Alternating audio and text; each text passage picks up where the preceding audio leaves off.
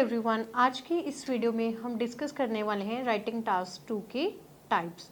जैसे कि previous video में हमने डिस्कस किया था कि राइटिंग टास्क का जो ड्यूरेशन रहता है वो 60 मिनट्स होता है, जिसमें आपको 2 टास्क दिए जाते हैं अटेम्प्ट करने के लिए, टास्क 1 एंड टास्क 2। टास्क 1 हम डिस्कस कर चुके हैं, तो आज हम राइटिंग टास्क 2 डिस्कस करेंगे। The duration for the writing task 2 is 40 minutes and the word length is 250 to 280 words. Basically writing task 2 में स्टूडेंट्स आपको एक एसे लिखना है।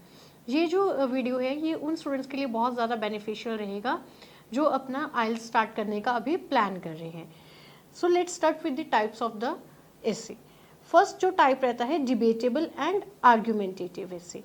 तो डिबेटेबल एंड आर्ग्यूमेंटेटिव एसे कैसे आपको पता लगेगा कि ये डिबेटेबल एसे है या आर्ग्यूमेंटेटिव एसे है?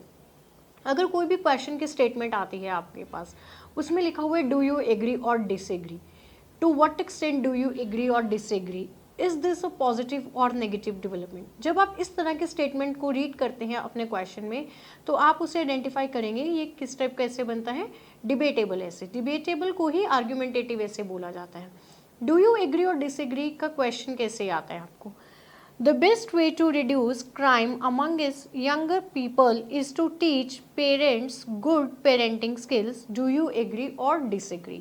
I repeat, हम verbally discuss करते हैं the best way to reduce, कि best way है reduce करने का crime को among the young people। अगर young people में हमें crime rate को reduce करना है तो इसका best way ये है कि people को टीच करना चाहिए, पीपल को क्या करना चाहिए कि पेरेंट्स को गुड पेरेंटिंग स्किल टीच करने चाहिए। डू यू एग्री और डिसएग्री। तो यहाँ से आप हिंट लगा सकते हैं, इस तरह के आपके पास एक स्टेटमेंट आएगी और जब आप डू यू एग्री डिसएग्री उसमें एक क्लोजिंग लाइन या एंड पे स्टेटमेंट में अगर इस तरह का सेंटेंस फिट करते हैं तो आपको हिंट मिलता है कि वो डिबेटेबल टाइप का ऐसे रहेगा। सेकेंड इसमें जो क्वेश्चन रहेगा to what extent do you agree और डिसएग्री रहेगा। अब डू यू एग्री और डिसएग्री और to what extent do you agree और डिसएग्री में क्या फर्क है? डू यू एग्री और डिसएग्री को हम कैसे ले सकते हैं? टी और कॉफी की तरह ले सकते हैं। डू यू एग्री और डिसएग्री और है तो नेगेटिव चॉइस है, आप एक ही साइड जाएंगे, या तो आप सारा एग्री के फेवर में ऐसे लिखेंगे या आप सारा डिसएग्री के फेवर में लिखेंगे। लेकिन अगर आपको आता है कि to what extent do you agree और डिसएग्री, एक्सटेंट आप किस हद तक इस बात से एग्री करें या डिसएग्री करें, तो यहाँ पे आप कैसे कर सकते हैं, जैसे एक पैराग्राफ एग्री के फेवर में दे सकते हैं और एक पैराग्राफ आप डिसएग्री के फेवर में दे सकते हैं। इसका जो स्टेटमेंट रहेगा वो कैसे आएगा आपके पास? For example, all children should be made to wear school uniform, to what extent do you agree और डिसएग्री। सभी स्कूल स्टूडेंट्स को यूनिफॉर्म पहनना चाहिए, आप इस बात से किस हद तक एग्री या डिसएग्री कर रहे हैं? तो मैं कह सकती हूँ कि हाँ 50% मैं एग्री करती हूँ क्योंकि उनको यूनिफॉर्म पहनना चाहिए, ये पार्ट है स्कूल का, डिसिप्लिन मेंटेन होता है, यूनिटी मेंटेन होता है, इक्वालिटी मेंटेन होता है, दीज आर द रीजंस कि उनको स्कूल यूनिफॉर्म पहनना चाहिए। अगर मैं डिसएग्री की बात करती हूँ तो यहाँ पे कुछ डिसएग्री के पॉइंट्स ये हो जाएंगे कि उनको लगेगा कि their liberty has been grabbed by the authorities of the school because they feel suffocated when they are forced to wear the tie and the belt in the summer season, है ना। तो यहाँ पे ऐसे आपको एग्री और disagree में आप इस तरह से रिकॉग्नाइज कर सकते हैं कि कौन सी टाइप का ऐसे आ रहा है आपको, डू यू एग्री और डिसएग्री या to what extent do you agree और डिसएग्री है। थर्ड टाइप जो इसमें पूछी जा सकती है, इज दिस अ पॉजिटिव और नेगेटिव डेवलपमेंट, क्या ये पॉजिटिव डेवलपमेंट है या नेगेटिव डेवलपमेंट है? अगेन और के बारे में बात हो रही है, आप एक ही साइड जाएंगे। इसमें एग्जाम्पल कैसे आपको क्वेश्चन पूछा जा सकता है? Many people nowadays tend to marry and have children in their 30s rather than at a younger age. बहुत सारे लोग आजकल प्रेफर करते हैं मैरी करना और चिल्ड्रन प्लान करना कौन सी एज में? In their 30s rather than at the younger age. Is this a positive और नेगेटिव डेवलपमेंट? क्या ये पॉजिटिव डेवलपमेंट है या negative development? So these are the examples of the debatable ऐसे। सेकेंड टाइप प्रॉब्लमेटिक, ये तो name से ही clear हो रहा है कि कोई प्रॉब्लम डिस्कस होने वाली है यहाँ पे। अगर आपको क्वेश्चंस आते हैं what are its causes and solution, why is this happening and what are the effects of this, what problems can it cause, what can be done about this। अगर आप इस तरह के क्वेश्चंस रीड करते हैं तो वो प्रॉब्लमेटिक ऐसे कंसिडर होगा। What are its causes and solution, for example यहाँ पे आपको कैसे क्वेश्चन आ सकता है? Congestion is a huge problem in this cities, why does it happen, what can be done to tackle this issue, क्या किया जा सकता है इससे इशू को टैकल करने के लिए? वाई इज दिस हैपनिंग, ऐसा क्यों हो रहा है, क्या हो रहा है कि कंजेशन जो है सिटीज़ में एक बिग प्रॉब्लम बन गया है, इसके क्या कारण है, इसको कैसे टैकल किया जाना चाहिए, क्या इसके सॉल्यूशंस हो सकते हैं? तो ये प्रॉब्लमेटिक इससे कंसीडर करेंगे। सेकेंड टाइप में आपसे पूछा गया कॉज के साथ इफेक्ट्स पूछ लिए गए हैं, तो ये क्वेश्चन कैसे आ सकता है आपको? These days people like to use the things and discard them rather than recycling the products. What are its causes and effects. आजकल जो लोग हैं वो यूज़ कर रहे हैं प्रोडक्ट्स को और डिस्कार्ड कर देते हैं रादर देन रिसाइकलिंग दम। इसके क्या कारण है और इसके हार्मफुल इफेक्ट्स क्या होंगे। तो आपको क्या करना है, एक बॉडी पैराग्राफ में कॉजेज बताने हैं और उसके बाद आपको बॉडी पैराग्राफ 2 में इफेक्ट्स बताने हैं, या आप कॉज और इफेक्ट साइमल्टेनियसली भी एक्सप्लेन कर सकते हैं। नेक्स्ट टाइप जो आता है इस क्वेश्चन का वो रहेगा what problems can it cause and what can be done about this. यहाँ पे स्टूडेंट्स बहुत कंफ्यूज हो सकते हैं बेसिकली जो अभी आइल्स प्रिपेयर करने के बारे में सोच रहे हैं। जैसे कि आज ही सीबीएसई का रिजल्ट है, तो वो स्टूडेंट्स जो न्यू हैं, जो फर्स्ट टाइम आइल्स का एग्जाम में बैठने जा रहे हैं या आइल्स की प्रिपरेशन स्टार्ट करने वाले हैं, वो इस स्टेटमेंट को लेकर कंफ्यूज ना हो। यहाँ पे कॉजेस नहीं पूछे हैं, यहाँ पे प्रॉब्लम्स पूछे कि क्या प्रॉब्लम्स क्रिएट हो सकती हैं।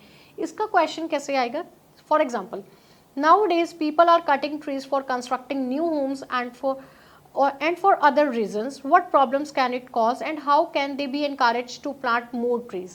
जैसे कि आजकल लोग क्या कर रहे हैं, कट कर रहे हैं बहुत सारे ट्रीज को for constructing new homes and for other purposes. What problems can it cause, क्या प्रॉब्लम्स क्रिएट हो सकती हैं अगर वो रेकलेसली ट्रीज को कट करते जाएंगे, और उनको कैसे एनकरेज किया जा सकता है कि वो न्यू ट्रीज को प्लांट करें। तो यहाँ पे आपको एक बॉडी पैराग्राफ में प्रॉब्लम्स को हाईलाइट करना है, तो दूसरे बॉडी पैराग्राफ में आपको किस चीज़ को हाईलाइट करना है, सॉल्यूशंस को करना है। तो अभी तक हमने 2 टाइप्स डिस्कस कर लिए हैं, debatable and problematic. The next type is advantages and disadvantages. Advantages and disadvantages में आपको 2 तरह से क्वेश्चन आ सकते हैं, या तो आपको डायरेक्ट पूछा जा सकता है what are the advantages and disadvantages of this concept. For example यहाँ पे आपको क्या क्वेश्चन आएगा, tourist visit difficult places, discuss the benefits and drawbacks, कि जो टूरिस्ट हैं वो विजिट कर रहे हैं डिफिकल्ट प्लेसेस को, इसके क्या एडवांटेजेस हैं क्या डिसएडवांटेजेस हैं। अब डिफिकल्ट प्लेसेस कैन भी, वो साथ में आपको पैरेंथेसिस में एग्जांपल दे सकते हैं, Sahara desert and Antarctic place, कुछ ऐसा वो आपको दे सकते हैं कि जो कोल्डर जोन है, अंटार्कटिक बोल सकते हैं, या सहारा डेजर्ट जो हॉटेस्ट प्लेस है, कि टूरिस्ट ऐसी डिफिकल्ट प्लेसेस को विजिट करने जा रहे हैं, इसके क्या एडवांटेजेस हैं क्या डिसएडवांटेजेस हैं। तो नॉर्मली आपको बॉडी पैराग्राफ 1 में यहाँ पे एडवांटेजेस हाईलाइट करने हैं, बॉडी पैराग्राफ 2 में आपको डिसएडवांटेजेस हाईलाइट करने हैं। इसी की जो सेकंड टाइप आ सकती है वो कैसे आ सकती है, do the advantages of this outweigh the disadvantages, क्या इसकी जो एडवांटेजेस हैं वो डिसएडवांटेजेस के कंपैरेटिवली ज्यादा हैं। आउटवे को पैराफ्रेज करके मोर देन भी लिखा जा सकता है, ओवर स्ट्रेंथन जैसे वर्ड यूज किए जा सकते हैं। तो आप जरूरी नहीं है कि यहाँ पे आपको फिर एडवांटेजेस ही ज्यादा हाईलाइट करनी है, आप डिसएडवांटेजेस भी कह सकते हैं। आप थीसिस में ऐसे हाईलाइट कर सकते हैं, I feel that the drawbacks of this concept are more than its benefits, which I will elaborate in the below paragraphs. तो आप ऐसे भी कर सकते हैं। सेम क्वेश्चन को कंसिडर कर लेते हैं यहाँ पे, tourist visit difficult places, do you think it has more benefits than drawbacks, या do you think this trend has more benefits than drawbacks, कि अगर वो ज़्यादा डिफिकल्ट प्लेसेस को विजिट करने जाएंगे तो इसके जो इस कंसेप्ट या जो उनकी ये हैबिट है, जो ट्रेंड है, इसके बेनिफिट ज़्यादा होंगे ड्रॉबैक्स के कंपैरेटिवली। तो आपको यहाँ पे ये हाईलाइट करना है। लेकिन जब आप एडवांटेजेस और डिसएडवांटेजेस में मोर जैसा फैक्टर लेके आएंगे, अगर आप कहते हैं कि एडवांटेजेस ज़्यादा है, तो आपको body paragraph 1 and body paragraph 2 जो रहेगा वो बेनिफिट्स के लिए बनेगा, एंड ड्रॉबैक्स में आप फिर थर्ड पैराग्राफ बनाएंगे। अगर रिवर्स जाएंगे तो ऑब्वियसली 2 पैराग्राफ जो रहेंगे आपके ड्रॉबैक्स के बनेंगे, एंड ओपोजिट ट्रेंड 1 पैराग्राफ आपका एडवांटेजेस का रहेगा। नेक्स्ट टाइप, 4th टाइप, इसमें क्वेश्चन आ सकता है discuss both the views and give your opinion. ये क्वेश्चन आपको कैसे आ सकता है, for example some people think that animals should be kept in the zoo by the zoo authorities, however others deny this fact, discuss both the views and give your opinion। कुछ लोगों का मानना है कि एनिमल को जू में रखना चाहिए, अदर्स क्या करते हैं, डिनाई करते हैं इस बात से। डिस्कस करिए बोथ व्यूज को और अपना ओपिनियन दीजिए। तो यहाँ पे आप क्या कर सकते हैं, बॉडी पैराग्राफ 1 में आप सम को हाईलाइट करेंगे कि yes animal should be kept in the जू, हाउएवर जब आप बॉडी पैराग्राफ 2 बनाएंगे तो आप कॉन्ट्राडिक्शन करेंगे, देन कंक्लूजन में आप अपना ओपिनियन डालेंगे। Last type is the double question. Double question में क्या रहेगा, why is this the case, do you think this is a positive और नेगेटिव डेवलपमेंट। यहाँ पे आपको क्वेश्चन कैसा आएगा, these days many people like to wear the fashionable cloth, why is this the case, do you think it is a positive और negative development. आजकल बहुत सारे लोग जो हैं वो फैशनेबल क्लोथ्स पहनना प्रेफर कर रहे हैं, ऐसा क्यों हो रहा है, क्या रीजंस है इसके, क्या ये एक पॉजिटिव डेवलपमेंट है या नेगेटिव डेवलपमेंट है। तो ये डबल टाइप है, 2 टाइप्स को मिक्स किया था यहाँ पे, एक पॉजिटिव और नेगेटिव अगर हम डिस्कस करें तो अभी हमने डिस्कस किया ये डिबेटेबल की कैटेगरी में फॉल करता है, जो कि केसेस वाला है, ये प्रॉब्लमेटिक आता है। तो बॉडी पैराग्राफ 1 आपका केस जो केस रहेगा कॉजेज वाला ऐसे बनेगा, यहाँ पे बॉडी पैराग्राफ 1 में आप कॉजेज को हाईलाइट करेंगे, बॉडी पैराग्राफ 2 में आप अपना ओपिनियन देंगे कि I feel that it is a positive और नेगेटिव, जो भी आप एक साइड कंसीडर करेंगे आप उसी के साइड पे लिखेंगे। अगर आपको पॉजिटिव लिखते हैं तो आप पॉजिटिव एस्पेक्ट्स को हाईलाइट करेंगे, अगर आपको नेगेटिव लगता है तो आप नेगेटिव एस्पेक्ट्स को हाईलाइट करेंगे। So these are the types of the writing task 2। जो आप आइल्स में स्टडी करने वाले हैं। तो अभी स्टूडेंट्स मैं आज जब आपको एसेस की टाइप डिस्कस करवा रही थी, मैंने थीसिस जैसा एक वर्ड बोला था, है ना। तो अब एक्चुअल में राइटिंग टास्क 2 का स्टेटमेंट आता कैसे है। This is the example, many offenders commit more crimes after serving the first punishment, why is this happening, what measures can be taken to tackle this problem. तो exactly जो आपको writing task 2 का statement दिखाई देगा question paper पे, वो इस form में होगा। अगर हम इसे क्लोजली ऑब्जर्व करते हैं, मैनी ऑफेंडर्स, बहुत सारे ऑफेंडर्स हैं जो क्राइम कमिट करते हैं जब वो अपनी फर्स्ट पनिशमेंट को सर्व कर लेते हैं, इसका मतलब कंप्लीट कर लेते हैं, रीऑफेंसिंग वी कैन से, है ना, कि दोबारा से क्राइम कमिट करते हैं जब वो जेल से रिलीज हो जाते हैं। दूसरा क्या है, व्हाई इज दिस हैपनिंग, ऐसा क्यों हो रहा है, रीजंस पूछे हैं, what measures can be taken to tackle this problem, क्या मेजर्स हम ले सकते हैं इस प्रॉब्लम को टेकल करने के लिए। तो यहाँ पे ये एग्जाम्पल लेने का रीज़न ये है कि मैं आपको समझाना चाहती हूँ कि राइटिंग टास्क 2 का जो स्टेटमेंट आता है वो आपको कैसे हेल्प करेगा। ये जो स्टेटमेंट है 2 पार्ट्स में डिवाइड होता है। One is the base line, जो मैनी ऑफेंडर से लेके सर्विंग फर्स्ट पनिशमेंट तक है। अगर मैं इसके बारे में बात करती हूँ, इसे हम क्या बोलते हैं, इसे हम बेस लाइन बोलते हैं। ये जो बेस लाइन है ये आपको क्या हेल्प करेगा, यहाँ से आपको एक कीवर्ड मिलता है। ये जो कीवर्ड मिलता है यहाँ से आपको, जैसे कीवर्ड मिल रहा है कि रीऑफेंसिंग, है ना, कि दोबारा से क्राइम कमिट करने की बात हो रही है, सर्विंग फर्स्ट पनिशमेंट के बाद क्राइम कर रहे हैं फिर से, वो ऐसा आपको कीवर्ड मिला है। तो यहाँ पे मैं बोल सकती हूँ कि रीऑफेंस के बारे में बात हो रही है। तो मुझे ये कीवर्ड मिल गया है जिसके ऊपर मुझे अपना एक जनरल स्टेटमेंट लिखना है। उसके बाद यहाँ से ये कीवर्ड मुझे मिल गया है, ये जो लाइन रहेगी बेस लाइन का दूसरा फंक्शन क्या रहेगा, ये रीफ्रेजिंग के लिए यूज़ किया जाता है। बेस लाइन 2 फंक्शंस प्ले करती है। कौन से फंक्शन है, एक तो कीवर्ड मिलेगा जो आपको जनरल स्टेटमेंट लिखने में हेल्प करेगा और रीफ्रेजिंग में हेल्प करेगा। जो आपने कीवर्ड चूज़ किया यही आपको बताएगा कि ऐसे अबाउट, ऐसे किसके बारे में लिखना है। तो पूरा जो आपका टास्क लिखा जाएगा वो किसके ऊपर रहेगा, रीऑफेंसिंग के ऊपर। तो ऐसे अबाउट हम बात करें तो हमने पूरा टास्क भी रीऑफेंसिंग के ऊपर लिखना है। तो आई होप कि आपको यहाँ से बेस लाइन का फंक्शन समझ आ गया। Why is this happening, What measures can be taken to tackle this problem? तो डिमांड लाइंस, ये क्या है, 2 डिमांड लाइंस है। डिमांड लाइंस आज कितनी है इस टास्क में, 2 डिमांड लाइंस है। डिमांड लाइन का क्या फंक्शन रहेगा हमारे पास, डिमांड लाइन का फंक्शन है, ये हमें बताता है कि थीसिस क्या लिखना है आपको। बेसिकली ये आपको बताएगा एसे का स्ट्रक्चर क्या है, कि कैसे बॉडी पैराग्राफ लिखना है, कौन से बॉडी पैराग्राफ में आपको किस चीज़ को हाईलाइट करना है, और ये आपको बताएगा एसे की टाइप क्या है। तो यहाँ से मुझे पता लगा कि ये कॉज पूछ रहा है और मेजर्स पूछे गए हैं, प्रॉब्लमेटिक ऐसे बन रहे हैं। तो एग्जांपल दे देती हूँ मैं, इस ऐसे का स्ट्रक्चर क्या रहेगा। सबसे पहले हम क्या लिखेंगे, इंट्रोडक्शन लिखेंगे।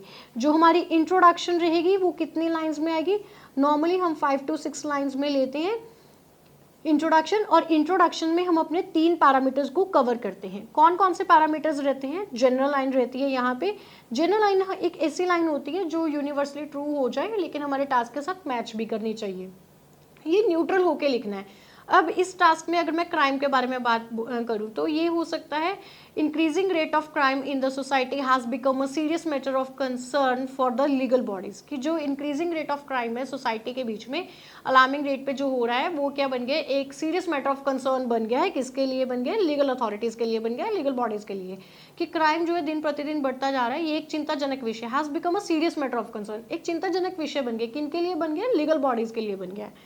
देन जनरल लाइन के बाद सेकंड स्टेप आपको क्या लिखना है, रीफ्रेजिंग करना है। रीफ्रेजिंग किसको करना है, ऑब्वियसली बेसलाइन को, अभी मैंने आपको बेसलाइन का फंक्शन समझाया। देन उसके बाद थीसिस, थीसिस कहाँ से लिखते हैं हम, डिमांड लाइन से। तो ये जो आपका जनरल लाइन रहेगा ना, ये टोटली ऑप्शनल है, आप इसको स्किप भी कर सकते हैं, आप डायरेक्टली रीफ्रेज भी कर सकते हैं। Many offenders commit more crime after serving the first punishment, इसे रिफ्रेज कैसे किया जाएगा, it is observe that after serving the first punishment many offenders commit crime again and again. तो मैंने इसको रिफ्रेज किया, मैंने रिवर्स ऑर्डर में रिफ्रेज कर दिया है, वर्ड्स को चेंज कर दिया है, सीक्वेंस को थोड़ा सा ये बोल दिया है कि after serving the first punishment many offenders, many criminals like to commit crime again and again. तो मैंने पैराफ्रेज किया, मैंने वर्ड के साथ वर्ड को रिप्लेस नहीं किया। अगर मैनी ऑफेंडर्स है तो आप ऐसे नहीं करेंगे कि सम क्रिमिनल्स, ऐसे नहीं करना है, आपको वर्ड टू वर्ड सिनोनिम नहीं डालना है, आपको इसको एग्जैक्टली रीराइट करना है। देन थीसिस, जैसे इसमें है कि why is this happening, what measures can be taken to tackle this problem, तो यहाँ पे क्या रहेगा, in the below paragraph I will highlight the reasons behind this issue along with some preventive measures. तो ऐसे आप इसका इंट्रोडक्शन लिखेंगे। उसके बाद क्या रहेगा, बॉडी पैराग्राफ 1, जिसमें आप क्या करेंगे, कॉजेज बताएंगे। कॉजेज आप 2 कॉजेज बताएंगे आइज के, कि क्या 2 कॉजेज हो सकते हैं। उसके बाद आप क्या लिखेंगे, बॉडी पैराग्राफ 2 में सॉल्यूशंस बताएंगे कि क्या सॉल्यूशंस हो सकते हैं। देन कंक्लूजन, तो ये क्या रहेगा, इस ऐसे का स्ट्रक्चर रहेगा। अब रीऑफेंसिंग के कॉजेज आप बताएंगे कि क्या कॉजेज हो सकते हैं। पहला तो अनएम्प्लॉयमेंट हो सकता है ड्यू टू क्रिमिनल रिकॉर्ड, उनको जॉब नहीं मिलता है जिसकी वजह से फिर उनका सर्वाइवल इशू हो जाता है और सर्वाइवल के लिए ही वो फिर से स्नैचिंग रॉबरी करते हैं, तो वो क्राइम को रिकमिट करते हैं। दूसरा रीज़न क्या हो जाएगा इसका, ये हो सकता है कि रिवेंज, बदला लेने के लिए वो फिर से उस पर्सन को हार्म करते हैं जिसकी वजह से वो जेल गए होते हैं। तो ऐसे अब हार्म करने के लिए ऑब्वियसली वो कुछ इलीगल एक्टिविटी करेंगे, तो ये भी कॉज बनता है इसका। सॉल्यूशन जो आपने कॉज दिए हैं आप उसी के साथ मैच करेंगे, क्योंकि ये बहुत ज़्यादा ज़रूरी है, जो आपने कॉज दिया आप उसी का सोल्यूशन लेंगे। एक सिंपल से एग्जांपल लेते हैं, ऑब्वियसली अगर हेडेक हो रहा है तो हेडेक के लिए डिस्प्रिन ही ली जाएगी, हेडेक के लिए मैं कोई स्टमक पेन की मेडिसिन नहीं ले सकती। तो जैसे कॉज के साथ सोल्यूशन मैच करना जरूरी है, मैंने आपको एक ऑर्डिनरी एग्जांपल के साथ समझाया, तो यहाँ पे भी आप इस चीज़ का ध्यान रखेंगे, नहीं तो आपको कोरेंस का स्कोर निकल जाएगा। सॉल्यूशंस क्या रहेंगे, रिवेंज वाली जो इशू है उसको कैसे सॉर्ट करेंगे, उनको काउंसलिंग सेशंस देंगे, रिहैबिलिटेशन सेंटर्स में मॉरल वैल्यू टीच कराएंगे जहाँ पे वो अपना रिवेंज के हैबिट से गिव अप हो जाएंगे और try to turn into a good man. दूसरा कॉज क्या रहेगा कि जो उसके लिए सॉल्यूशन हमने फाइंड आउट करना है कि गवर्नमेंट को श्योरिटी देनी चाहिए एम्प्लॉयर्स को कि वो उनकी जो एक्टिविटीज़ हैं उनके ऊपर एक आई रखेंगे कि they keep an I on the activities of the criminal so that they will not do this again in the future. ऐसा करके वो उनको एम्प्लॉयमेंट प्रोवाइड करवा सकते हैं, या वो ड्यूरिंग द जेल उनको क्या करवा सकते हैं, कुछ स्किल्स टीच कर सकते हैं जिससे क्या होंगे, वो सेल्फ रिलायंट बन सकते हैं और उनकी जो dependency on others for the job opportunities will decrease. At the end आपको क्या करना है, कंक्लूजन। कंक्लूजन में आपको कभी भी कुछ भी नया नहीं लिखना है, कंक्लूजन में आप सिर्फ वही लिखेंगे जो आपने ऊपर हाईलाइट किया है, आप उसी को ही पैराफ्रेज करेंगे जब आप अपने टास्क को रैप अप करेंगे। In conclusion, there are many reasons due to which criminals commit crimes such as revenge and unemployment, but it is mandatory to implement the above mentioned solutions so that the causes of this problem can be uprooted। कि ये जो causes है ये compel करते हैं criminals को कि वो रिकमिट कर दें क्राइम को, लेकिन हम इसके अगर solutions को implement करते हैं तो इससे क्या होंगे, इसके causes uproot हो जाएंगे। So in this way we will do the essay। I hope कि आपको अच्छे से समझ आ गया है कि कितने टाइप के ऐसे हैं, क्या स्ट्रक्चर रहेगा, कैसे लिखना है। जो बाकी के एसेस के टाइप्स हैं उनके हम नेक्स्ट वीडियो में डिटेल में क्या स्ट्रक्चर रहेगा, कैसे बॉडी पैराग्राफ ड्राफ्ट करना है, क्या कनेक्टर्स यूज कर सकते हैं, कैसे सेंटेंस फॉर्मेशन होगा, कैसे आइडिया एलैबोरेशन होगा, we will do this in the next video. Thank you.